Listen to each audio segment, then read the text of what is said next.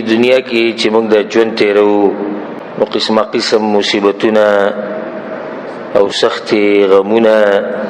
امتحانونه سوچونه فکرونه دا موږ ته ملوي او داسې څوک نشتی چې هغه ته څه مشکل نشتی خو دومره دی چې چاته لږ دی او چاته ډېر دی نو څوک داسې دي چې الله سبحانه وتعالی په امتحان راوسته دی په دې بدن کې بیماری پې راغلی بل څه مصیبت پې راغلی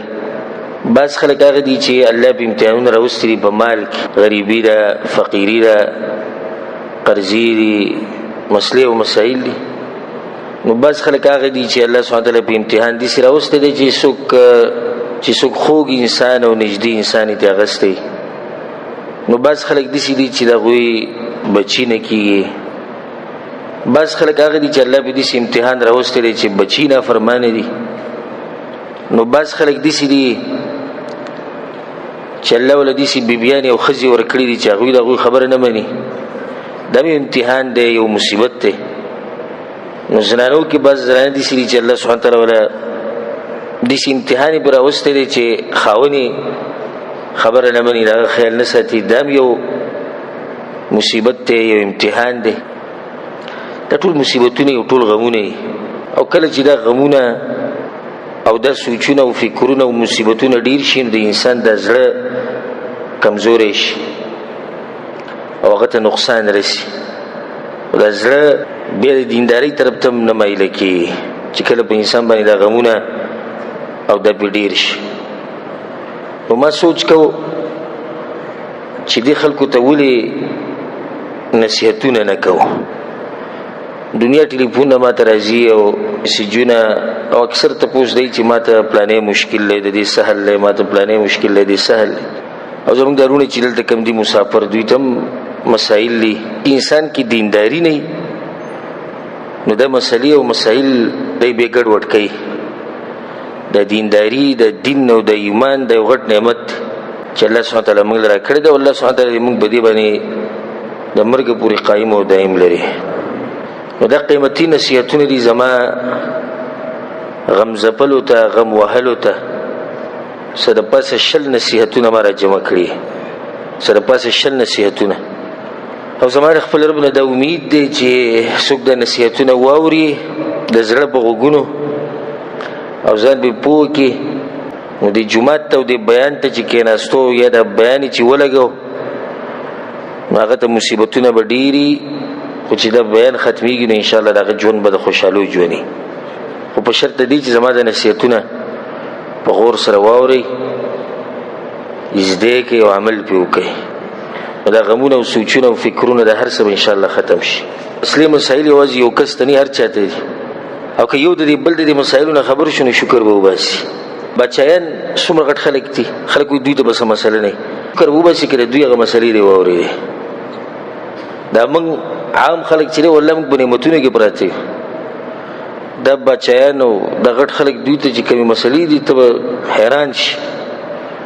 د غمونو ډک ژوند دی د هغوی ما ته هم مسلې تا ته هم مسلې هر یو ته دي خو د هغې دا علاج نه دی چې بس موږ په مخه سوچونه او فکرونه او د جاهلیت خبرې کوو او خپل ژوند خراب کو خپل بدن خراب کو او دینداری خراب کو نه د هغې دا حل نه دی نو دا څه د پاسه 20 نصیحتونه ما را جمع کړي دي اگر که نصیحتونه دین هم زیات خو دا ما را جمع کړو په تادۍ کې د دې لپاره چې زه د خپل ورونو ته او خویندو ته او مسلمانانو ته بیان کم او که چېرته زما د خبرو د لاسه الله د هغوی د غمونه کم کړي او د سوچونه او فکرونه کم کړي نو د هغوی ژوند به هم ښایسته شي بل دا چې زما دپاره به چېرته دعا وغواړي کیدای شي الله په ما باندې رحم وکړي اولنی نصیحت زما غم زپلو ته هغه دا دی چې دا خبره یاده ساته دا کم مصیبت چې په تا باندې راغلی دی او کم امتحان چې په تا باندې راغلی دی دا الله ستا دپاره غوره کړی دی که دا باقي نصیحتونه زه ونه کم که نه نو دا یو کافي دی کافي دی که نه دی بس دا څه چې په تا دي الله غوښتلي دي نو که ته د الله سره محبت لرې نو ستا جواب به دی چې الله غوښتلي دي بس بیا به موږ هم راضي یو سوچونه فکرونه ختم شو پتا غریبی ده پتا قرضی دی پتا مسلې دي، پتا بیماریانې دي، بچی نه کی، واده دي نه کی، مرضونه دي، سوچونه دي، فکرونه دي، امتحانونه دي، مصیبتونه الله غوښتلي. دا ډېر قیمتي نصیحت دی چې دا کم حالات چې ستا دي دا د رب العالمین د طرف نه دي. په دې دنیا کې بغیر د الله د ارادې او د مشیت نه څوک حرکت هم نشي کولی. چې څو پورې الله نه غوښتلی یو کار نو څوک حرکت هم نشي کولی. نو پتا باندې چې دا مصیبت راغلی دی نو دا د الله په ارادې سره راغلی دی او په مشیت سره راغلی. د ځان نه چېرته په موږ باندې مصیبت نشي راتلی. پوه شوې په دې خبره که نه؟ د ځان نه ګوره څه نشي راتلی. د غریبي اوس په یو کس باندې د ځان نه غریبي راله نه، د یو کس بچي نه کېږي، د ځان نه بند شو، اسې بند شو بس نه. خو الله غوښتلی دي که صحیح ده. اسې خو دا اسې به موږ داسې ووایو چې ډاکټري اصولو کې ظاهري اسباب نشتی چې د هغې د لاسه دا بچي نه کېږي، خو غټ سبب دا دی چې رب العالمین په تقدیر کې نه دي لیکلي بچي. دا غټ سبب دی. نو اولنی وصیحت او نصیحت هغه زما د غمزپلو ورونو ته دا دی چې دا کم حالات چې په تا باندې دي نو دا د رب العالمین د طرف نه دي، او چې الله پې راضي تاسو پې راضي یې که نه؟ موږ پې راضي یو. دویم نصیحت او وصیت هغه دا دی کم رب چې په تا باندې دا مصیبت راوستی او دا حالات چې په تا باندې راوستی دي هغه په تا دومره مین دی چې دومره مینه تا سره ستا مور هم نه کوي. مور دا غواړي چې تا په مصیبتونو کې ورواچي او تا تباه و برباد کړي؟ نه. مور ستا دپاره چېرته داسې حالات نه غواړي چې د هغې د لاسه ته خراب شي. نو چې د مور په باره کې ستا دا یقین دی او دا ستا ایمان دی د مور په باره کې چې کیدی نه شي زما مور زما دپاره بد څه وغواړي. دا موږ ټول منو چې دا کیدی نه شي چې زما مور دی زما دپاره بد څه وغواړي. نو بیا الله خو ستا دپاره هغه څه نه غواړي چې هغه ستا دپاره بدي، او الله تا سره د هغه مینې نه زیاته مینه کوي کومه مینه چې تا سره ستا مور کوي. رسول صلی الله علیه وسلم یو ماشوم ولیدو د خپلې مور سره غېږ کې، صحابه کرامو ته وی دا زنانې نه په دې بچي باندې څومره مینه. هغوی او یا رسول الله نه وایي دا چې څومره مینه د خپل بچي سره کوي د دې نه زیاته مینه الله د خپلو بندګانو سره کوي. او دا قید په بعض حدیثونو کې راغلی خو ضعیف دی چې الله د خپلو بندګانو سره دومره مینه کوي لکه د اویا میاندو مینه. دا چې دا اورېدلي که نه؟ د اویا دا قید ضعیف دی. صحیح خبره ده چې قید یې نشتی، یعنی خبره ډېره مخکې ده. الله د خپلو بندګانو سره د دې څومره میاندې چې په دې دنیا کې دي د ټولو دا محبت چې راجمع کړي الله دې نه زیات محبت د بندګانو سره کوي. نو چې الله تا سره دومره محبت کوي نو کیدی نشي چې الله ستا دپاره داسې کار غوره کړي چې د هغې د لاسه ته خراب شي او هغه ستا دپاره شر نه. کله ناکله دا کار ګوره موږ ته شر ښکاري خو په نسبت د الله هغه صحیح هغه خیري، په نسبت زموږ شري خو په نسبت د الله خیري. او په هغې باندې انشاءالله تفصیل مخکې روان دي، زه به کې تفصیل نه ورځم چې څو نصیحتونه یې سره روان دي چې هغې کې به تاسو ته دا فایده بیا ښه واضح شي چې دا کوم څه چې کوم مصیبت چې به تا راغلی دی په نسبت ستا دا شر دی خو په نسبت د رب العالمین دا څه دی دا خیر دی. خیر څنګه دی؟ اته ته کیدی شي په هغه ټیم پته ولګي، کیدی شي وروسته ته پته ولګي، کیدی شي ستا د مرګ نه بعد خلکو ته پته ولګي چې د په دې کار کې خیر او که د سره پته ونه لګي نو په کوم ځای کې به ته پته ولګي؟ په آخرت کې به ته پته ولګي چې دا کوم مصیبتونه چې په ما راغلي نو به یې کې خیر و. دا دویم نصیحت شو. دریم نصیحت غم ځپلو ته دا دی چې دا کوم مصیبت چې الله په تا باندې راوستی دی دا یوه دوایي ده چې الله سبحانه تعالی تعالی درکوي، او الله سبحانه تعالی پوهه ذات دی، هغه ته پته دی چې د دې بنده مصلحت په څه کې دی. مهربانه دی، هغه موږ مخکې ووایو چې الله مهربانه دی په دې خپلو بندګانو باندې. نو چې مهربانه دی نو کومه دوایي چې د هغه درکوي نو هغې ته خوله مه بندوه او مه الټې کوه چې ته دا دوایي واپس راګوزارې. الټې کول داسې دي چې ته په دې مصیبتونو کې د شکوي شکایتونه شروع کړي او د کفر او د جاهلیت خبرې کې دا داسې دي لکه ته الټې وکړې هغه دوایي دې واپس راګوزار کړه. نو کله نه کله ډاکټر موږ ته دوایي ولیکي هغه ډېره ترخه او ډېره سخته وي، خو هغه بیا قمقل انسان چې دا دوایي پرېږدي. صحیح ده چې دا دوایي لږ وخته پورې به تا له تکلیف درکوي. وایي مثال کې به یو سړي باندې ټوخی دی، د ټوخي د دوایي عموما داسې ترخه غونته کېږي. اکثر به کې داسې وایي خوب سړي له ورولي نه ته چې دا دوایي تکلیف په تیر کې 2 سره به ته وڅکي او 100 به تروي طبیعت به دله خراب کړي او ترخه به. خو خوب بم پاغه شپه به ډیر کې پړسمن به خو سور زیبات د الله په توفیق سره هغه ټوخه به ختم شي. بیا هغه ډاکټر ته دعاګانې کوي چې یاره خلک هغه مال هغه دوايي راکړي نو په هغه ټیمې ګوره ښه کار دا وکړو چې هغه ترخه دوايي د وس کړه نو که ده الټۍ کړې وې او دا دوايي راغوزار کړې وې نو بیا به څه بیا به دې قشن په دې بیماری کې پروت وې. دا مصیبتونه زموږ دپاره یو دوايي ده. صحیح ده چې دې مصیبتونو کې لږ تریخوالی شته انسان خرابوي کمزوری کوي لازم انسان ته سوچونه فکرونه جوړېږي خو د انسان طبیعت دی خو د دې انجام به ښه راوځي. نو چې کله ته دا په دې سوچ باندې دا دوايي وس کړي چې دا یو دوايي د رب العالمین مال راکوي او رب العالمین هغه طبیب دی چې هغه د طبیبانو طبیب دی او کومه دوايي چې هغه راکوي هغې که به لازمي زموږ دپاره خیر وي. دا سویم نصیحت شو. دریم څلورم نصیحت هغه دا دی چې دا کم مصیبتونه چې په موږ باندې راغلي دي او کم امتحانونه په موږ باندې راغلي دي نو دا د دې لپاره نه دي راغلي چې موږ هلاک کړي او موږ خراب کړي بلکې دا د دې لپاره راغلي دي چې الله سبحانه وتعالی زموږ د صبر راښکاره کړي او زموږ د ایمان راښکاره کړي چې دا بنده خو په خوله باندې لګیا دی چې زه داسې او زه داسې اوس به د پته ولګي چې په دې مصیبت کې دی په څو اوبو کې دی او په څومره اوبو کې دی. احسب الناس ان يتركوا ان يقولوا آمنا وهم لا يفتنون. الله په قرآن کې ویلي د خلکو دا ګمان دی چې دوی به دا وایي په خوله باندې چې موږ ایمان راوړو او موږ په امتحانونه نه راولو. د ایمان پته په امتحانونو او په مصیبتونو کې لګي. زمونږ او د منافقانو زمونږ او د کافرانو زمونږ او د غیر مسلمو فرق په مصیبتونو کې تا ته ښکاره کړي او د یو مضبوط ایمان والا مؤمن او یو کمزوري ایمان والا مؤمن د دوی په منځ کې به فرق تا ته هله ښکاره شي چې کله ته په دې دواړو باندې مصیبت وینې او بیا د دوی حالات وینې په مصیبت کې چې دا څنګه دي.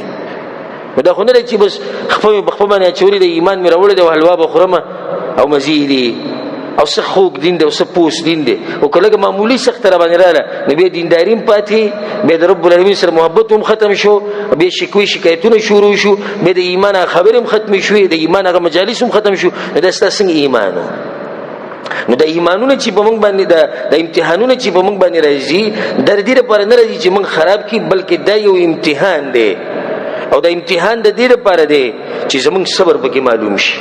او زمون ایمان بکی معلوم شي. الله سبحانه وتعالى بالقرآن کې بعد اعوذ بالله من الشيطان الرجيم بسم الله الرحمن الرحيم ولنبلونكم حتى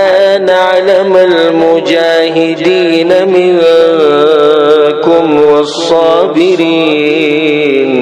الله خامخا به زه په تاسو باندې امتحانونه راولم خامخا ویلي دي خامخا به امتحانونه او مصیبتونه راولم یلا ولي حتى نعلم المجاهدين منكم والصابرين چې په تاسو کې مجاهدین او صابر خلک راښکاره شي چې هغه کم یو دي. کله امتحانونه نه نو په موته کې فرق راځي کله مصیبتونه نه خو موږ ټول یو شان یو په خپل باندې خو موږ ټول وایو چې په تقدیر باندې موږ راځو او په تقدیر کې چې سړي زموږ د ایمان دي خو پته به اله لګي چې کله دا تقدیر راشي په تا باندې د مصیبت راشي او بیا ست حالات زوینم چې اوس به کې صبر کې او کنه. نو دا اهم نصیحت او نقطه د ځان سره یاد ساتئ چې دا مصیبتونه چې کوم په موږ باندې راځي دا زموږ د خرابولو لپاره نه دي بلکې دا د دې لپاره دي چې زموږ د ایمان او د صبر پکې پته ولګي. نو داسې نه چې چېرته پکې فیل شي ګوره داسې نه چې هغه بېایماني دې راښکاره شي او داسې نه چې هغه کمزورتیا دې راښکاره شي چې کله د باندې مصیبتونه نور غټې خبرې دي کولې چې مصیبت معمولي راغله هغه هر څه دې لاړو تس نه شو خراب شو. پنځم نصیحت غم زپلو ته هغه دا دی چې دا خبره یاد ساتئ الله سبحانه وتعالی زمونږ تربیت کوونکی دی. موږ چې ومانځه باندې ودرېږو سوره فاتحه وایو الحمد لله رب العالمین د رب یو معنی ده تربیت کوونکی د طریقې د ژوند د تېرولو د انسانانو ته د څاروو ته د ځناورو ته د چا خولي د رب العالمین خوري. اوس الله سبحانه وتعالی دا غواړي چې زما د بندگان د چل زده کی چې په راحت کې به څنګه ژوند تیرې او په مصیبتونو کې به څنګه ژوند تیرې. که صرف په موږ باندې نعمتونه نو بیا موږ له دا چل نه راځي چې په مصیبتونو کې به څنګه ژوند تیرو بیا موږ له دا چل راځي نه راځي. نو د هغې لپاره به لازم پته مصیبت راځي چې ستا تربیت وشي. کله نا کله مور پلار وایي مور پلار به دې بچي څومره ویینې کله نه کله د مور پلار وي چې پته ورته ولګي چې بچي باندې داسې پلاني سخت راغلی پلاني وایي ښه دی چې دا سخت چې دی لږ مضبوط شي چې ده ته پته ولګي چې په سختو کې به څنګه ژوند تېری داسې د مور پلار وي حالانکې د مور پلار ګورې به بچي ډېر مهیني خو غواړي دا چې په ده باندې لږه ډېره سخته راشي نو چې ده ته احساس وشي ده ته پته ولګي ځکه چې همیشه به دا ژوند نه وي چې ته به په ارامه په سکون ناسي نو رب العالمین زمونږ تربیت کوي چې ای بندګانو تاسو باندې به یوازې نعمتونه نه بلکې په تاسو به مصیبتونه هم راځي نو ځان عادت کوي د څه سره د مصیبتونو سره همیشه خو به مالداره نه او همیشه خو به روغ نه همیشه به ځوان نه او همیشه به ستا دغه طاقت نه په بدن کې همیشه به خلک ستا سره محبت نه کوي قسمه قسم حالات دي خو بدليږي را بدلي وتلك الايام نداولها بين الناس الله اذا ورزي دي زي ګرځوم را ګرځوم د خلکو په دې منځ کې نن ته غریبي سبا به د ورزي بدلی شي مالدار بشي او نن مالدار د ورزي کې دي شي بدلی شي سبا غریب شي نو د مصیبتونو چې په موږ راځي نو په دې کې غټه فائدہ ده چې زموږ تربيت پکې کی په دې فائدہ ورسېږي کنه شپږم فائدہ د ډېر قیمتي فائدہ ده او شپږم نصيحت هغه زما غم زپلو رونو خويندو ته او ټول مسلمانانو ته ده او زه بیا دا خبره تاسو ته کوم په منځ کې که زما د نصيحتونو تاسو په شوق او ذوق سره واورئ او په دې باندې عمل وکړو نو ان شاء الله د نن تاسو غمونه سوچونه فکرونه هر څه به ختم شي زه غرونو خويندو ته دا وایم په کوم باندې چې غمونه دي چې دا خبره یاد ساتي چې د ټولو نزيات سختي هغه په پیغمبرانو باندې راغلي دي بیا چې څوک د پیغمبرانو په لار باندې څومره روان دي دومره په هغوی باندې بیا سخته ده او چې څومره کمیږي سخته کمیږي څومره کته راځي سخته کمیږي د رسول صلی الله علیه وسلم نه چاته پوښتنه کو او دا حدیث امام ترمذی امام ابن ماجه رحمهم الله هغه راوړی دی ویا رسول الله ای الناس اشد بلاء په دې خلکو کې هغه څوک دي چې په هغه باندې مصیبتونه ډېر زیات راځي زموږ د عوامو یو تله لګولې ده د عوامو خپل تله ده چې بچا چې ته مصیبت ډېر وي یې پته چې څه ګناه به کړی ګوره او چې څوک دي چې په نعمتونو کې ډېر ویني بس الله به مهربانه شي نبی دا کم يهود او نصارا چې په نعمتونو کې دي د دې مبارک اوسه په دې الله مهربانه او دې چې رسول صلی الله علیه وسلم وایي چې کله چې ته پوښتنه شو چې یا رسول الله ټول زیاته سخته په چا راغلي ده رسول سموتي الانبیاء په پیغمبرانو باندې ټول زیاته سختی راغلي ثم الامثل فالامثل به چې څوک د پیغمبرانو په لار رواني او به دې په کته ځه ځکه به رسول الله صلی الله علیه وسلم وایي فيبتلى الرجل على حسب دينه په یو سړي باندې دومره امتحان راځي څومره چې هغه کې دینداری دا هم خبره نظریه ده ساتي په یو سړي باندې دومره مصیبتونه او امتحانونه راځي څومره چې هغه کې دینداری فإن كان دينه صلبا اشتد بلاؤه کله دینداری کې مضبوطي نو مصیبتونه به مضبوطي وإن كان في دينه رقه ابتلي على حسب دينه نو کبه دینداری کې د سینره مونږ کې پوس مونږ کې نو بس دغه دین د دین او د دینداری مطابق په دمن امتحانونه راځي بیا رسول الله صلی الله علیه وسلم وی فما يبرح البلاء بالعبد حتى يتركه يمشي على الارض ما عليه خطيئه نو د مؤمن د مصیبتونه نه ختميږي الا دا چې کله د ګناونو نه بالکل صفاشنو به پری د دې مصیبتونو سره ګناونو ختميږي او د نصیحت مخې ته روان دي ان شاء الله خدا حدیث ما صرف دې لپاره تاسو ته وورو چې ګورې ټول نه زیاتې سختي په چا راغلي دي هغه په پیغمبرانو راغلي نو چې په پیغمبرانو باندې سختي راغلي نه که په موت باندې راشي نو سې چلو شو بل دا سخت راتله په موږ باندې د سره دي علامت نه لري چې الله زموږ سره محبت نه کوي مخکې به تاسو ان شاء الله روان چې کوم نصیحتونه به کې بدام ووري چې الله سبحانه وتعالى تاسو سره محبت کوي ځکه دا امتحانونه راوستي او بل روایت کې راځي عبد الله بن مسعود رضی الله عنه دخلت على النبي صلى الله عليه وسلم فمسسته وجب رسول الله صلی الله علیه وسلم بیمار او مولا رسول خصم خټ کېدو وی موتی چې یا رسول الله انك توعك وعكا شديدا یا رسول الله ته سخ بیماری انتهایی بیماری ته رسول الله ماته چې اجل اني اوعك كما يوعك رجلان منكم دا خبره سیدی په ما بیماری ډیره زیاته ده او په ما دسی بیماری ده لکه تاسو کې پتا شو کې چې بدو کسانو باندې دغه وجه څه ده ځکه چې دا پیغمبر دی او رسول صلی الله علیه وسلم هغه بل حدیث کې سوی چې ټول زیاته سخته په چا راځي هغه پیغمبرانو باندې راځي بما وتيجي يا رسول الله ذلك بأن لك أجرين يدبر دير باريج الله بتعالى أجر من بيري دركينا ذكر ده بنا سخت دير ده يا رسول الله ما تيجي أجل ده خبر سيدة ما من مسلم يصيبه أذى من مرض فما سواه إلا حط الله به سيئاته كما تحط الشجرة ورقها نو دا خبر استا سیده هر کله چې مسلمان ته تکلیف یا مرض ورسی الله ته د ګناونه دي سریږي لکه د ونی نه چې پانی ریږي رواه البخاري و مسلم دا حدیث په صحیح بخاری صحیح مسلم کې نو دا خبره ساتي چې د مصیبتونو راتله په انسان باندې دا پیغمبرانو باندې ټول مخ کې راغلي دي ځکه بس سلفونه دا خبره نقل من اصيب بشيء من البلاء فقد سلك به طريق الانبياء که بچا باندې سم مصیبت راغلی نو در پر زیره د چې پیغمبرانو بل روان شي د مصیبتونو سختي باغ نه کانو خلکو راغلی په مو ترالو سي چلوش وم نصيحت غم زپلو تا غدا دي چې ته په خیر کې همیشه نو شکر وباسه د الله سبحانه وتعالى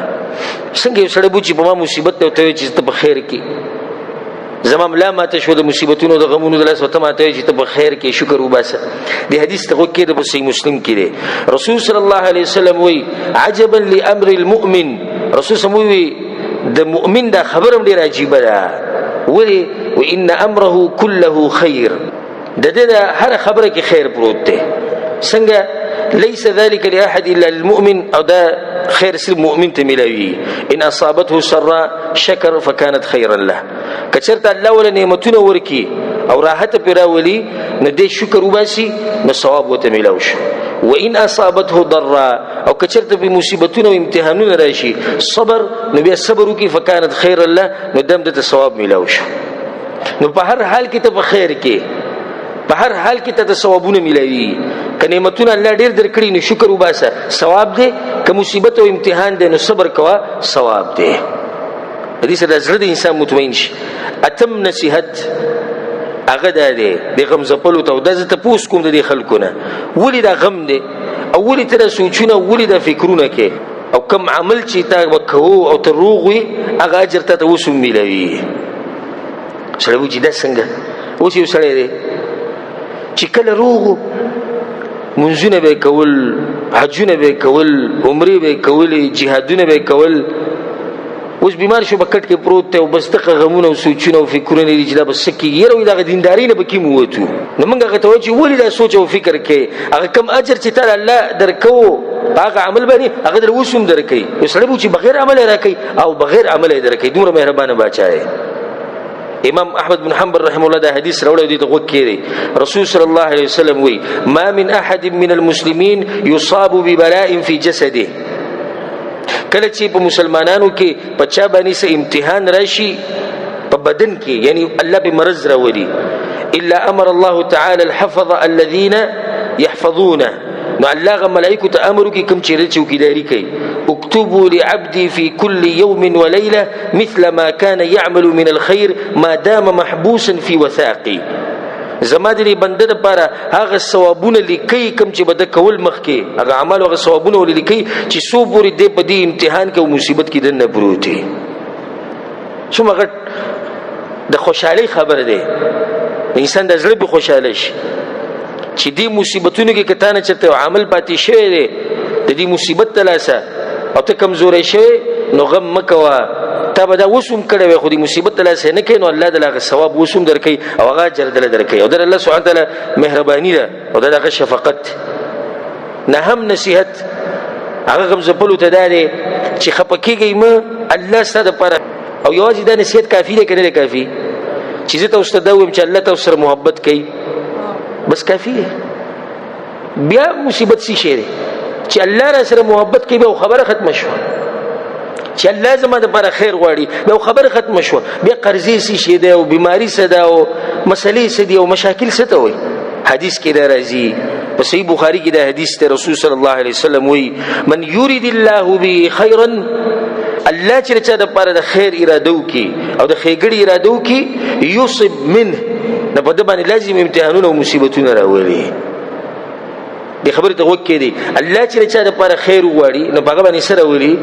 امتحانونه او مصیبتونه په بل روایت کې راځي امام ترمذی رحمه الله دا روایت راوړی اذا احب الله قوما ابتلاهم کله چې الله دې یو قوم سره محبت کوي نو امتحانونه پیراوړي نو پته چې کوم مصیبتونه دي او کوم امتحانونه به تا راغلي دي او کوم مشاکل چې تا ته دي موږ تعالی زیری درکو چې الله سبحانه وتعالی تاسو سره محبت کوي. هر هغه انسان له زیری ورکو چې باغ باندې غریبی ده او هر هغه انسان له زیری ورکو چې باغ باندې قرضې او مسائل دي او هغه انسان له زیری ورکو چې هغه بچی نه کیږي او هغه انسان له زیری ورکو چې بیمار دی او هغه انسان له زیری ورکو چې واده نشتی او هغه انسان له زیری ورکو چې خزه په الله دي سره ولې چې خبره نه مني یا بچی نه فرمانه دي یا نور قسم مصیبتونه به دي چې خپکیږم الله ستاسو لپاره خیر غواړي. صبر کوه.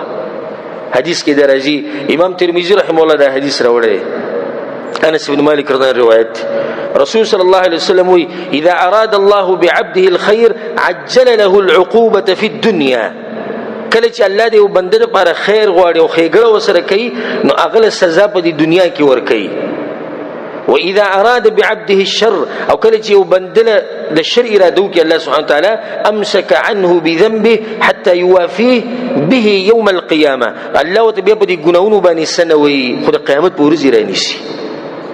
کته سو خیال کړي د بيدینه خلک چې څومره دي او د غیر مسلمان خلک چې دوی ډېر دي پراخونته کې ژوند تیري سم مصیبتونه په نه اکثر او نه په دې امتحانونه شتي ولي ځکه چې د دوی هغه عذاب او سزاګانې هغه دوی ته په آخرت کې انتظار کوي. او په دې مسلمانانو باندې د سخت مصیبتونه دي د لاسه دي چې الله سبحانه وتعالی دوی هغه ګناونه هغه په دې دنیا کې ختمول غواړي نو چې دوی الله ته مخامخ شي بالکل صفا به ولاړي. نو د آخرت هغه ژوند د همیشه هغه ژوند هغه په سکون سره شو هغه په اطمینان سره شو. او زما او ستا او د غوی او د ټولو مسلمانانو د ارمان دی چې زمونږ د آخرت ژوند هغه په سکون سره شي هغه په راحت سره شي. نو د دنیا د مختصر ژوند کې چې تلګ امتحان را باندې راشي صبر پکې کوه. لسم نصیحت غم زفلو ته دی او دا به ناشنا فائدې تاسو کې به اکثر رونه د اول پیروري. کله نه کله الله سبحانه وتعالی یو بندله اوچت مقام ورکي. دی بندله څه ورکي؟ اوچت مقام. خو دې د هغه وخت پورې دی مقام ته نشي رسیدي چې سو پورې د دې مصیبت تلاسه د دې ځړنی سورې شوی او دته د مصیبتونو نه رسیدلی او دې غمونو کې نه پریوته د هغه وخت پورې دې مقام ته نشي رسیدي. نو اے مسلمانه او اے خو ګروره پته چې کوم مصیبتونه دي سپته لګي الله تعالی یو چت مقام درکې او بغیر د دې مصیبتونو ته مقام ته نشي رسیدي. اسلام چې شیخ صاحب دا خپل خبره وکړه په دې زمونږ دي سي زنه متین کی دا غو تاوی چې دې کې دیش د الله په توفیق سره مونږ چې کوم خبره کو داغه د قران او حدیث پرنا کې کو او د ځان نه خبرې کول الله دې دین مونږ په امان کې ساتي. او کوم ورځ چې ما خلکو ته د ځان نه خبرې کولې او په دین کې متنوي خبرې بیانولې او په دین کې متبدعات او خرافات بیانول او ګډي وړي خبرې مو ته بیانولې نو باغ ورځ دی الله مال مرګ راولي ځکه چې بیا مرګ خره زماده لپاره چې دا شته می دومره ګناونه دي دومره بوجونه دي وللیګه ما خلک گمراه کوم او دغه ګناونه او بوجونه په خپل سره خلما به عمر خده چې غشته ګناونه کې سره لاړ شي د نور خلکو دي ګناونه خو وبد شي کنه. دا خبر رسول صلی الله علیه وسلم په حدیث کې کړی دا امام ابن حبان رحم الله دا روایت راوړی هغه غوته کې دی رسول صلی الله علیه وسلم وی ان الرجل لا يكون له عند الله المنزله وی دی وسړي د الله په نسبت یو مقامي فما يبلغها بعمل نو د نیکو اعمال سره دغه مقام ته نشي رسیدي. هغه مقام سره ډیر اوچته نو د اعمال دغه مقام ته دی نشي رسوله فما يزال الله يبتليه ما الله بیا په دبن امتحانونه راولي بما يكره هغه سکوت امتحانونه راولي چې د خوښ نه هغه امتحانونه مصیبتونه د خوښ نه نو بیا د تر دې چې د دې مصیبتونو د لاسه حتی يبلغه اياها تر دې چې د دې مصیبتونو د لاسه الله دې هغه مقام ته ورسي. اوس هم بزره متوین شو ګره نو کې دې چې د کوم مصیبتونه چې الله پتا راوستي الله تعالی اوچت مقام درکې. بل روایت کې راځي امام ابو داود رحم الله راوړی ان العبد اذا سبقت له من الله منزله یو بنده الله یو غټ اوچت مقام ورکول غواړي د پر خپل عمل کې نشي رسیدل ابتلاه الله في جسده او في ماله او في ولده الله به امتحان راولي په دې بدن کې په مال کې یا په بچو کې ولی وي چې دې هغه منزل ته ورسي او هغه مقام ته ورسي کوم چې الله در لپاره لیکلی دا سنن ابي داود کې دا حدیث دی زم چې کله دې خبرې مونږ ته پته ولګېده او په دې خبره مونږ پوه شو زموږ ټول غمونه او سوچونه او فکرونه به ختم شي. ته دا شکایت کې چې زما بدن ښه نه دی زه بیمار یم څه پته لګي الله د دې دلته تعالی اوچت مقام درکول غواړي پته غریبي ده فقیري ده د دې دلته الله تعالی اوچت مقام درکړي وبدي زلی الله په دنیا کې او په آخرت کې نو صبر کوي به دې مصیبتونو باندې. یو لسم نصیحت غم زپلو ته هغه دا دی چې د دې ګناهونو د لاسه الله سبحانه وتعالی چې د دې مصیبتونو د لاسه الله سبحانه وتعالی ستا ګناهونه بخي. زم چې به په کار دی چې موږ د مصیبتونو ته خوشاله شو که خپه شو خوشاله شو ځکه چې زمون ګناهونه ډیر زیات دي. سوې مچې دا ټک خطا اون ته استغفار مونږ کله کله کوو چې بدی به الله وبخیو کنه نو چې دا مصیبتونه وسره به ګډ وډ شي نه ګناهونه برانه شي او ختم شي. په دې باندې دنیا دلایل دي په دې خبره باندې دومره دلایل بشماره حضرت یو سو اورومه چې تاسو لازم مطمئن شي. په حدیث کې دا راځي متفق علیه حدیث ته صحیح بخاری صحیح مسلم کې رسول صلی الله علیه وسلم وی ما يصيب المسلم من نصب ولا وصب ولا هم ولا حزن ولا غم ولا اذى. وی مسلمان ته چې کله ستړیواله ورسی ستړیواله مصیبت وته ورسی غم وته ورسی سوچ او فکر وته ورسی تکلیف وته ورسی حتى الشوكه يشاكها تر دې چې غنه په خپل کې لاړ شي الا كفر الله تعالی بها خطاياه الله دې غنه د تلو د لاسم الله د ګناونه وبخي. نو چې معمولی غنه ساخ په کې لاړ او به دې لري کړ الله د ګناه وبخله نو چې په سړي باندې غټ مصیبت راغلی یو سړي باندې په مال کې دومره مصیبتونه راغلي چې دغه سختو د لاسه د سر ویخته او د ګيري ویخته سپین شوی چې الله به د څومره ګناونه بخلي. یو سړي باندې په بچو کې چې امتحان راغی او په بدن کې امتحان راغی الله به د څومره هغه سخت چې هغه ګناونه به ول کم کړي. دا یو زیره درشن حدیث کې راځي په صحیح مسلم کې لا يصيب المؤمن وصب ولا نصب ولا سقم ولا حزن حتى الهم. مسلمان ته چې دا سوچ او فکر رسی کنه الا كفر الله به من سیئاته الله دې سوچ د لاسم د ګناونه کمي ځکه چې دې سوچ د لاسم د تنگ شو کنه دا سوچونه کول دا یو مصیبت ته کنه دا نعمت ته دا مصیبت ته. ها اله خدای چې د سوچونه د آخرت په باره کې خو د دنیا په باره کې په مخه سوچونه او غمونه او چې دا بس کیږي او سبا نه کیږي دا یو مصیبت په دې سوچونه او غمونو سره الله ستاسو ګناونه ختمي. سوره د خوشحالي خبره یو حدیث کې د رضی امام ترمذی رحم الله راوړل ما يزال البلاء بالمؤمن والمؤمن في نفسه وولده وماله. و همیشه په مسلمان باندې په مسلمان سړی او په مسلمان زنانه باندې امتحانونه یي د په بدن کې د په بچو کې د په مال کې حتی يلقى الله وما عليه خطيئه تر دې چې کله د الله سره ملاقات کوي نو د صفای د ګناونو بالکل صفا شوی. دې مصیبتونو د الله دغه ګناونه ختم کړي الله سره چې د ملاقات لړ شي هر څه صفا شي او ختم شي. اسمره د خوشحالي خبره یو حدیث کې د راځي امام مالک رحم الله په خپل کتاب موطا کې راوړی ډیر ناشنا روایت دی د غوږ کې دی اذا مرض العبد کله چې یو بنده رسول سمو چې کله د الله یو بنده بیمار شي بعث الله الیه ملکین الله سو ملائکه راولېږي خل دوه ملائکه سره برلېږي الله وتوي انظر ماذا يقول لعواده لار شي او ګوري چې زما د بنده دغه خلکو ته سوې دا کم چې د بیمار پرسي لراغلي دي فإن هو إذا جاءوه حمد الله وأثنى عليه نكبل برز دا ملائکه راشي خو ناس دي کنوس بیمار پرسي له خلک رالو ها څنګه یره حمد الله الله حمد وي واثنى عليه الله ثناء وي الله شکر دې په نعمتونو کیو رفع ذلك الى الله عز وجل وهو اعلم. نو د دوان ملائک دا خبر زر الله ته ورسي او الله ته پته دا خبر چې دی الله ته ورسي وی الله هغه بندستا دا وي ستا صفات بیان کړو ستا حمدونه بیان کړو ستا ثناګانې بیان کړې د حدیث ته وکړي دی الله دې ملائکه ته وی چې به تاسو په دې خبره گواه شئ کدا بنده ما په دې بیماری کې مړ کو او د وخت پوره شوی نو دا په ما باندې لازم د چې زبده جنت ته نه باسم او کچرته ما دل شفا ورکړه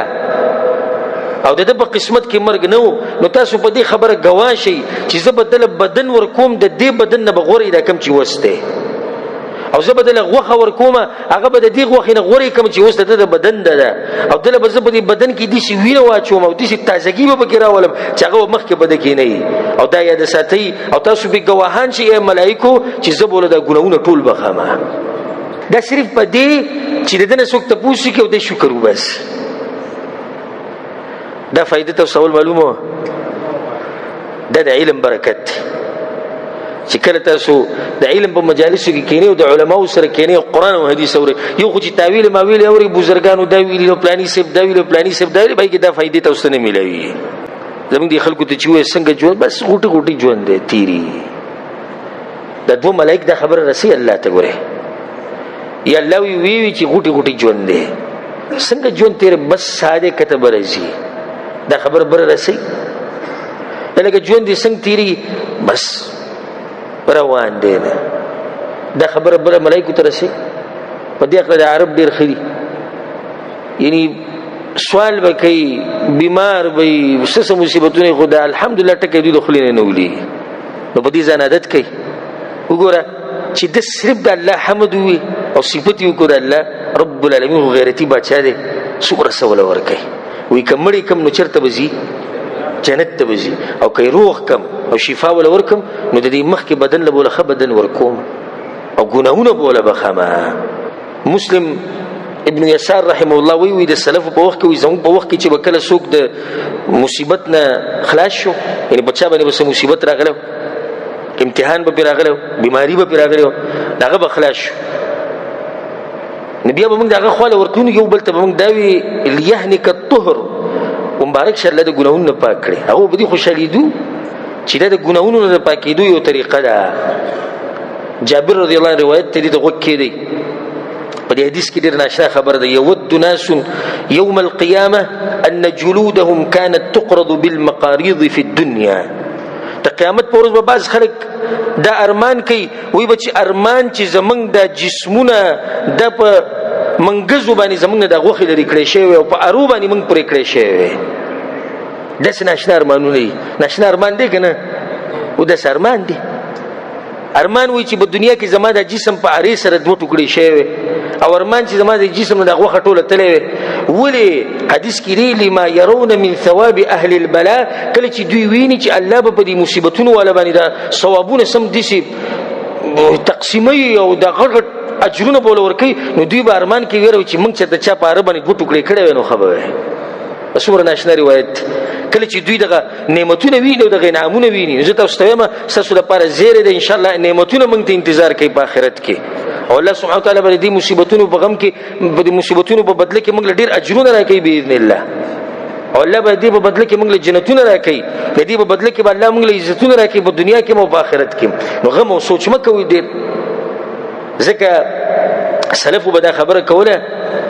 زموږ د دین د مشرانو وی کچرته په دنیا کې مصیبتونه نه نو موږ په آخرت ته په دې حال کې تللی چې موږ به مفاليس مطلب یعنی موږ سره به هیڅ نه وي دا خو د مصیبتونه دي یو دي مصیبتونه د لاسه زموږ درجه او چتیګو ګناونه رانه ختمي ابو بکر صدیق رضی الله عنه دا خبره کوله وی مسلمان ته اجر ملويږي په هر مصیبت کې تر دې چې کله د پیزار وشلېږي په دې ولم الله اجر ورکړي او به دومره ناشنا خبره کوي ابو بکر صدیق رضی الله عنه کله یو انسان جیب ته لاس ورننه کی پیسې وسره بګی پرتی چې جیب ته لاس ورننه کی پیسې بګی نه پیسې چی شوې چې به دې الله او دلته پرتی په دې ولم الله اجر ورکړي ځکه چې غم وته ورسید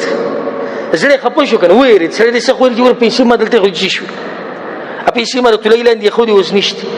پیسې ما بالغ لاندې خو دې اوس نشته پلان له ور کړی هغه چې ما نشته لکه سبد ملو شو د دې سوچ او د دې معمولی غم دلاسه الله سبحانه وتعالى د اجر ورکړي نو به چې غټ کم مصیبتونه راځي او دا غټ مصیبتونه چې کوم مسلمانانو راغلي چې الله به غوړي سمره اجرونه ورکړي امام ابن الجوزي رحمه الله وی کچرته یو باچا دي سی وی یو غریب سړی ته کچرته یو باچا غریب سړی ته وی چې دا چوکه ده زما سره او زه چې تا وهم په دې چوکه باندې یو گزار نو تعالی به 1000 دینار درکوم 1000 روپۍ به درکوم یو چوکه او 1000 روپۍ یو چوکه او 1000 روپۍ نه دی به انکارو کې دي چوکونه او چې هو به ما په تکشین کې 1000 روپۍ ماته ملاوي شي هلته دغه ضرورت دی. نو موږ ته د دې مصیبتونو په بدله کې نیکیانې میلاویږي، نو خفګان د څه شي؟ زما او ستا مقصد خو په دې دنیا کې نیکیانې ګټل دي که نه؟ دا مقصد ستاسو دی که نه دی؟ هغه ته اوس ته میلاویږي، هغه نیکیانې ته اوس ته میلاویږي، نو بیا غم د څه شي؟ ځکه د یو دینداره زنانه په باره کې د راځي په سیرت کې یو زنانه وه، د هغې د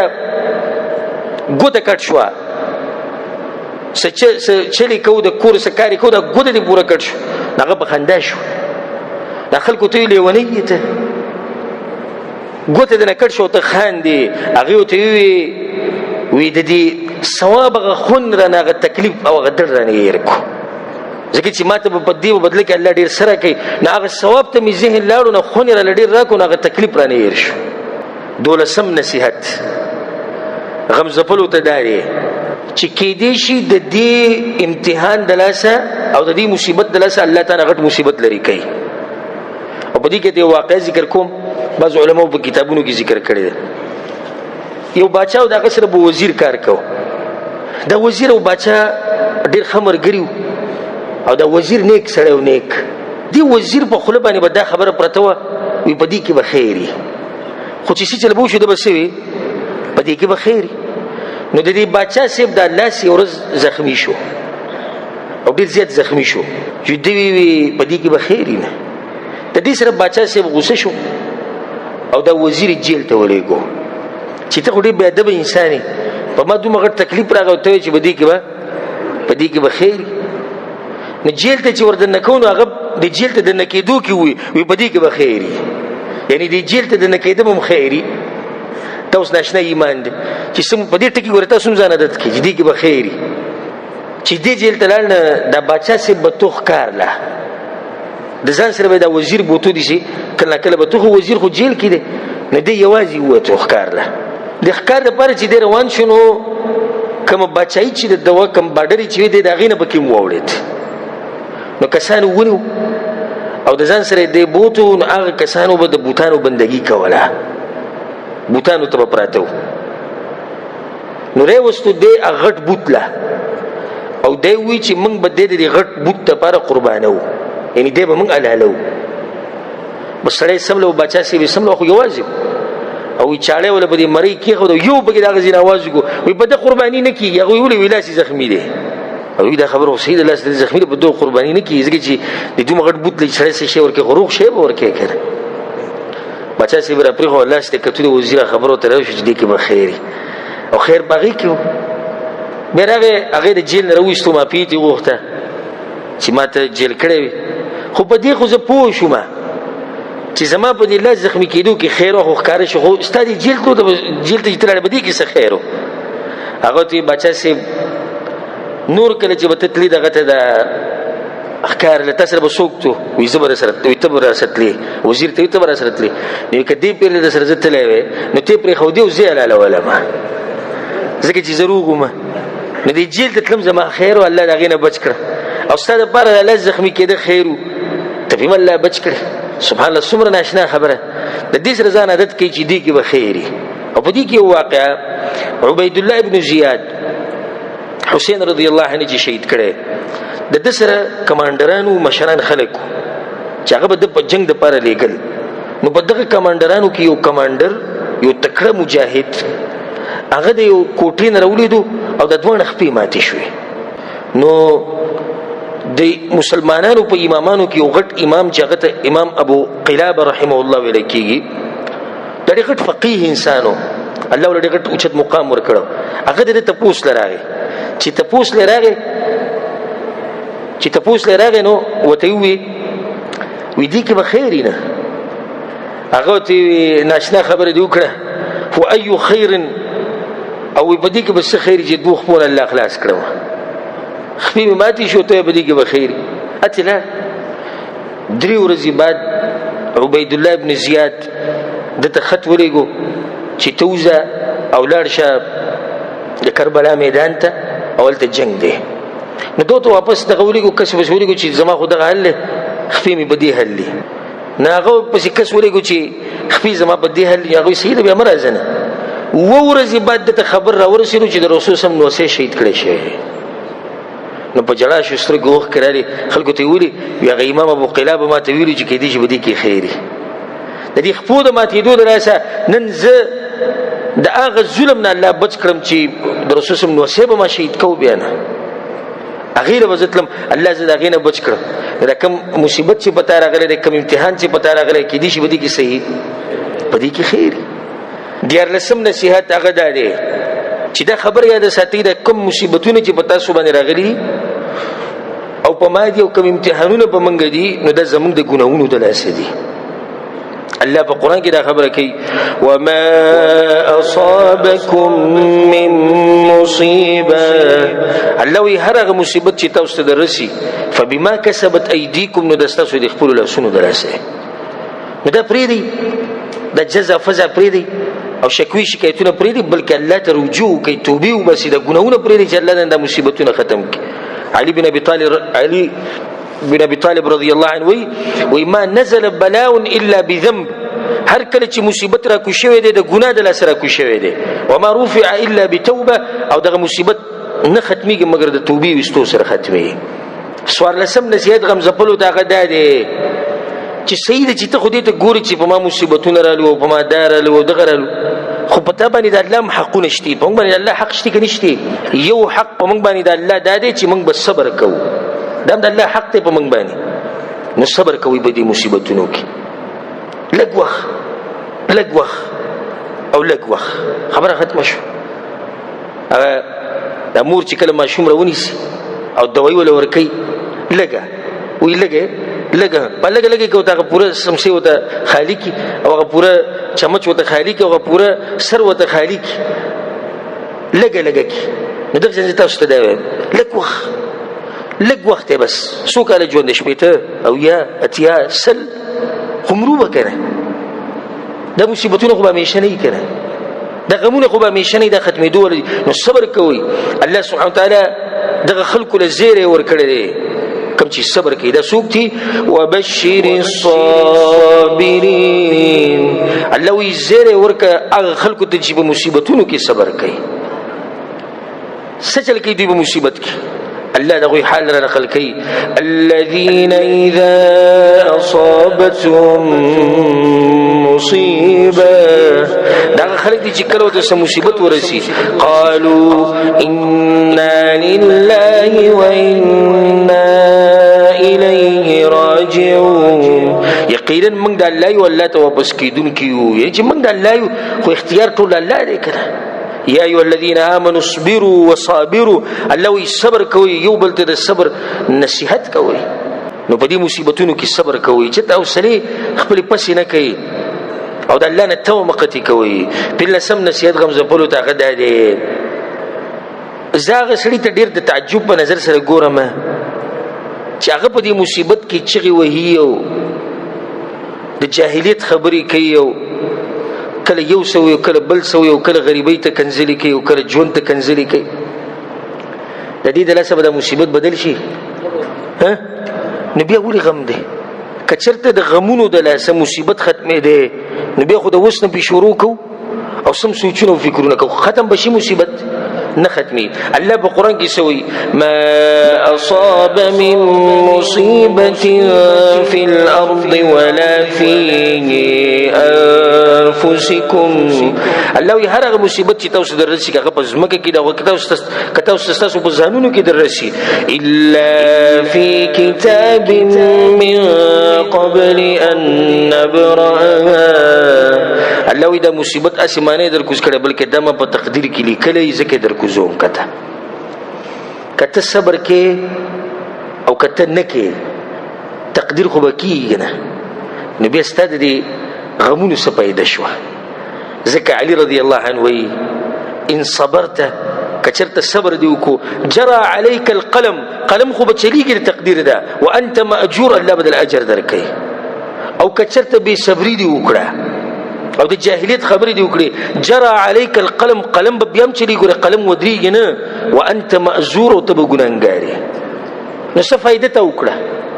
قلم په دوه حالاتو کې چلیږي ودرې دي نش الله چې تقدیر کې سلی کړی دا خبر راځي نو ستاسو دې سوچونو فکرونو د لاسه خدای تقدیر بدلیږي خو نه نو به سره دا غم دی راغسته ځکه حدیث کې راځي رسول صلی الله علیه وسلم عبد الله بن عباس نو روایت ته وی کله چې الله قلم پیدا کو اول ما خلق الله القلم کله چې الله قلم پیدا کو دی قلم ته الله وی ولیکا هغه یې الله سولې کوم وی ولیکا غټول تقدیر چې سبا کیږي د قیامت پورې نو د ټول ارسلی کله شي وی نو ستاسو د جزء او فزي څه پیدا شتي هیڅ پیدا نشته د چینیان د دې بس خبرې د حکمت ډېری جوړي خبرې یو د حکمت خبره د چینیان دا کوي وی ولی ته اوبو ته ځان غزاري مخکې د دینه چې کشته ډوبه شي کشته لا ډوبه شي نه ده او ته ځان څه ته گزار کو اوبو ته گزار کو صبر وکړه کې دې چې کشته بچ شي نه معمولی سیلې را له کشته وړه کوله او ته جو کمیسي وسته ورود د انګریره کشته خرابېدو ولا ټوله معمولی وب کشته نه وته یو ته کمیسي وسته وبو ته ورود انګر بیا به ته وبو کې ډوبې دی او چې سر دې سره اوچت کوه کشته روانه ولا بچ پاتې شو صبر خو کړه نه موږ باندې معمولی مصیبت نه راغله بس جنم تبا شو یاره ځواني لاړه ختم شو او بچی دي شو او دا دي شي لکه صبر وکړه الله به د دین بعد د راحت د سخت نه بعد راحت او ان مع العسر يسرا همیشه د سخت سره راحت راځي شپارسم نصیحت هغه د کوم زپلو ته چې اے مسلمانه ته د پته نشي چې خیر پس کړي الله په قران کې سوې وعسى ان تكرهوا شيئا وهو خير لكم کې دې چې الله چې تاسو یو شی بدی شي هغه تاسو لپاره غوړي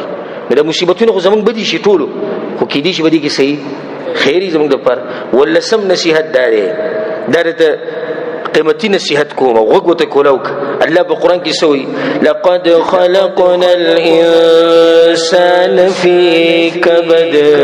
الله یقینا موږ د انسان په سختو کې پیدا کړی یعنی دې به د ژوند په سختو کې تیرې ده الله خبره د الله په خبره کې شک شتي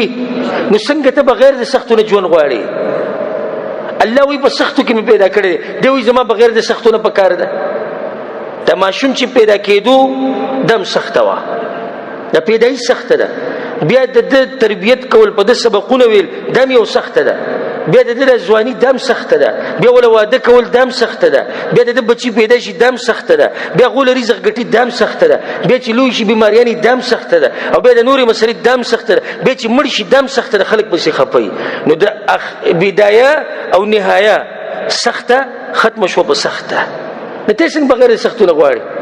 اسی دا بڑی قمقل سړی چې ویږي الله دې ژوند راکړي چې سره بګي سخت نه وي ځکه شاعر وی د دې سخت مبارک خبره کوي چې سختي ولازم راځي وي طبعت على قدر وانت تريدها صفوا من الاقدار والاكدار دا جون خو الله جوړ کړی دي چې ودی کې به سختي او ته بغیر د سختونه غواړي دا سختي ولازم زموږ په جون کې راځي ورسېدي په خبره کنه چې جون بغیر د سختونه نشته اتلسم نصيحت هغه دې غم زفلو ته داري چې کوم مصیبتونه کوم غمونه چې په تابه راغلي دي د دې ختمولو یو علاج دا دی چې د الله ذکر ډیر کوا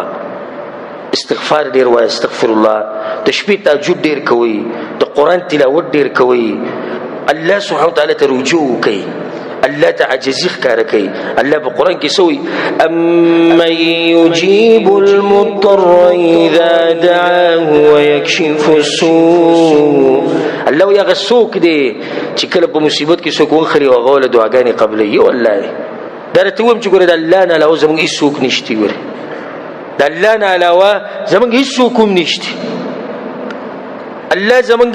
معبود دی زموږ رب دی دروازې هغه موږ ته د اسمان کول او کړي دی چې ستیم د دروازې ټکوي زبستاسو دعاګانې قبول کړي الله ته عاجزي وکړي الله ته رجوع وکړي دا خبره لږ تفصیلی ده خو موږ مختصر کوو چې د وخت په ختمېدو دی تاسو نصیحت شو اتلسم نلسم نصیحت داري ماضی مرایدوي ماضی مرایدوي د مخکې ما یو نصیحت کړو دي چې دې کارو کوي د ماضی دا کتاب راوالي وې تړي او یو د زیته ورواچو چې هغه کندري تورو تیرو ته ورواچو وورو ته ولګا څه چې شوی دغه شوی نو پاره کې سوچ کول د کوم یو خیرته ده یره چې ما د ځواني په وخت کې د دې ځان سره واده نه کړې نو نن بدی سینه نو ته اوس 15 کاله مخکینی قصه دی راغستې اوس خو کار شوی دی کنه اوس دې له علاج وګوره ته په دې سوچ کې چې هغه وخت کې مې نه کړې او خو به نه راځي نه راځي. یاره که ما سبقونه ویلې وې نن به مې دا مزدوري کوله، نن به مې دا کوله، غریبي اوس کار شوی دی. یاره که ما د پلاني ته داسې نه ویلې، دا قسمه خبرې کول د خپل ژوند تنګول دي. ځکه زه تاسو ته دا وایم ماضي پرېږده، مستقبل پرېږده، چې کله راشي بیا به ورسره ګورو. دا کومه ورځ چې د سره ده دا ښکلې تېروه. ماضي ختم شوی را روان پته لګي هېڅ پته نه لګي. دا ته چې په کومه ورځ کې د دې ته پته لګي که نه او د دې ته پته ده نو دا ښه تېره کړه که نه. اوس ما او تا به دې جومات کې ناست شو، ماښام چې څه شوي دي هغه شوي دي، سحر به څه کېږي هېڅ پته نشته. دا وخت ښه تېرول غواړي، دا اوس زمونږ سره دی، دا یقیني خبره ده چې دا وخت زمونږ دی. نو دا کوم چې یقیني وخت دی دا ښه تېر که او دا خبرې پرېږده.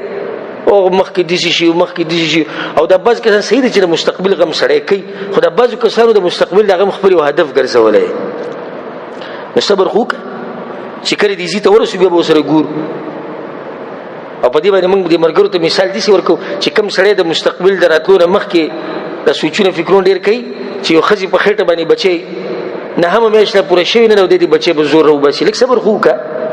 چې نهمه میاشت پوره شي دا ماشوم به وشي بیا به ګورو. نه دی به دا سوچ کوي یاره ډاکټر راته وایي چې ستا د ښځې په خېټه بچی نو صحیح ده مبارک شي. نه دله کور جوړول غواړي. لږ صبر وکړه د الله بنده چې راوځي کور به ولم جوړ کړو. هر څه به له وکړو ته د اوس نه ده ورته عادي سره کړي. هغه ژوند دی غریب خپل څه کو هغه یې تنګ کو. په دې ښه شلم نصیحت هغه دا دی چې د بعض شیزونو سره د بعض د نادره فایده ذکر کوم. د بعض شیزونو د خوراک سره ګوره غمونه ختمي. لکه د خواږه خواږه شیزونه نه دا چې خوري دې سره غمونه ختمي. او په دې باندې یو دلیل شته. عائشه رضی الله عنها وی کله چې به چا کر غم وشو نو موږ به له حلوا پخوله. څه حلوا به م پخوله. وی د دې حلوا سره د غم ورکي. نو داسې د بعضو خو په جیب باندې لړم کېنولی لږه خرچه کوئ څه خورئ نو لږ به ناپام بدلي. نو یو طرف ته غمونه او سوچونه او فکرونه یو بل طرف ته تا قسم خوړلی چې ریال نه لګې. نو سړي څه ښکلي خوراکونه کوئ لږ داسې خواږه شي نه خورئ. د ځي بدلولو سره هم غم بدلېږي. لکه ته په خپله دیره کې ناست یې سعودي عرب کې دې 10-15 کاله وشي او دغه راځي او دغه قبر ته کوزېږي راځي او دغه قبر ته کوزېږي. لږ لاړ شه بهر ته بلې علاقې ته لاړ شه چکر ولګوه ساه ازاد کړه. ښه دا بس کسان چې سړی په مخه ویني دا غم یې تازه کېږي. نو لږ لاړ شه نور کسان وینه دغه یو سړي سره په مخه ناست او دا حادثه چې راغلې وه دی پکې و لکه مثال نو چې تا هغه ویني بیا را دغه قصه را تازه کېږي. لاړ شه نوي خلک وینه لاړ شه عمره وکړه لاړ شه د رسول صلی جومات ته د رسول صلی جومات زیارت وکړه لاړ شه نیکانو خلکو مجالسو کې کښېنه د علماو سره کښېنه علم یې زده کړه دا پام به دې بدل شي. نو دا هم زما تاسو ته یو نصیحت ته. بلکې د دې رنګونو مسرې ګورئ د څه اثرې د رنګونو. زه خپل ځاني دا ملګري را سره محبت ډېر کړي الله سبحانه تعالی دې ورسره محبت وکړي. دا اکثر ما ته وایي چې لکه ما سره لاړ شي دعوت له یو ځای ته بل ځای ته دې بعض ځایونو ته چې زه لاړ شم نو څوک خو ظاهره کې څه ویلی نه شي خو چې زه ورننوځم هغه ځای ته هغې کې داسې داسې رنګونه لګولي چې بس بیا زه دقه دعا کوم چې یا الله اوس به دې ځای نه وځم کله زړه مې دې مرۍ ته راورسي د دې رنګونو مسرې. سپین رنګ ته چې سړی وګوري زړه خوشحاله شي شین رنګ ته چې سړی وګوري زړه خوشحاله شي. او ته یو ځای ته ورننوتې او تک زیړ رنګ یې ورکړی یا ته ورننوتې او کمره کې تک تور رنګ دی نو د دې هم ګورئ اثري. دا ډېره اوږده خبره ده خو په دې ځای باندې به یې ختمه کړو. دا څو شو 60 شو. حالانکه ما ګورې دلته را جمع کړي 6 دي خو دا به چې بیا انشاءالله بیان کړو او په دې 60 باندې خو ورسېدی که نه. الله سبحانه تعالی موږ له په دې باندې عمل کولو توفیق راکړي. الله سبحانه تعالی دې زموږ غمونه او سوچونه او فکرونه ختم کړي. الله سبحانه تعالی دې دلته چې څومره وروڼه ناست دي الله سبحانه تعالی د هغوی قرضې ختمې کړي او الله سبحانه تعالی د هغوی هر قسم مشکل حل کړي. الله سبحانه تعالی دې د هغوی په خپل ملک کې د حلال رزق اسباب دې د الله ته پیدا کړي او الله سبحانه تعالی زموږ د دې ملګرو حفاظت وکړي او الله دې دوی د خپلو بچو ته په خیر سره واپس ورسي. او هېڅ غم سوچ مه کوئ دنیا یو څو ورځې ده ښه په ارام یې تېره کړه د الله سبحانه تعالی بندګي پکې کوه سبا له به مړې بیا به درپسې مونږ جاړو مونږ به وایو چې غریب هغه دنیا کې هم پته نشي خوند ونه لري چې آخرت کې به ګوره څه حال نو چې اوس په دنیا کې هم دغه حالات شي ټول غمونه سوچونه شي او سړی قبر ته ورسي او هلته والعیاذ بالله په هغه امتحان کې پیل شي نو داسې ژوند تېر کړو. نو په دې دنیا کې ښکلی د خوشحالۍ ژوند تېروه. رب العالمین ستا رب دی هغه باچا دی نو چې الله د چاره بیا چې ته خفه کېږي زه اکثر د مرګرو ته دا خبره کوم او تاسو زمانه اوریدلی زم دا ماشوم چې کور ته د پلار چې کور ته راشي د خپل بچي وسیره منډه کی پاپا راغې داجی راغې او بابا راغې نو هغه دې اوچت کی او غزاري کوي به ونیسي به غزاري کوي به ونیسي او چې دا ماشوم بر غزار کې هغه د خندا شي نو که چېرته د 20 کالو یا 30 کالو 40 کالو سړی د بر غزار کو او د بر چې ولا کوي مړکې به کې سره کوي ولی فرق دې دوانو کې سره د دې ماشوم خو پوره یقین دی چې لاندې یو دې سړی ولړل چې ما غرزیدو ته نه پری او د دې مشر دا یقین نشته نو چې زمونږ رب الله سبحانه وتعالى دې په عرش باندې یو لوی رب دې موږ به ځای کې چرته موږ به خراب کی چې الله زمونږ رب دې نو غم د شي دی الله سبحانه وتعالى زموږ د مسلې مسائل ټولې حل کړي او الله سبحانه وتعالى د مسلمانانو په ملکونو کې امن او خوشحالي راولي خصوصا الله سبحانه وتعالى د سعودي عرب کې او پاکستان کې او افغانستان کې د الله امن همیشه ساتي او چې څوک هم د دې ملکونو لپاره غلط اراده لري او غلط سوچ لري الله سبحانه وتعالى د خلک نه سو نابود کړي هذا وبالله التوفيق وصلى الله وسلم على نبينا محمد وعلى آله وصحبه أجمعين